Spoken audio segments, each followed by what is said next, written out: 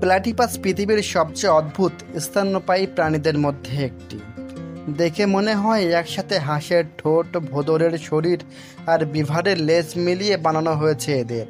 Australia আর তাসমানিয়ার নদী ও হ্রদে এদের পাওয়া যায়। অবাক করার মতো ব্যাপার হলো, স্তন্যপায়ী প্রাণী হলেও প্লাটিপাস ডিম পাড়ে। ডিম ফুটলে মা দুধ খাওয়ায়, তবে দুধ বের হয় ত্বকের ছিদ্র দিয়ে, কোনো নিপুল ছাড়াই। পুরুষ প্লাটিপাসের পেছনের পায়ে বিষাক্ত স্পার থাকে, যা শত্রুকে প্রচণ্ড ব্যথা দিতে পারে। পানের নিচে শিকার করার সময় তারা চোখ, কান আর নাক বন্ধ করে ফেলে, তবুও শিকার খুঁজে নেয় বৈদ্যুতিক সংকেতের মাধ্যমে। খাবার হিসেবে তারা পোকামাকড়, কেঁচো, চিংড়ি আর ছোট জলজ প্রাণী খেয়ে থাকে।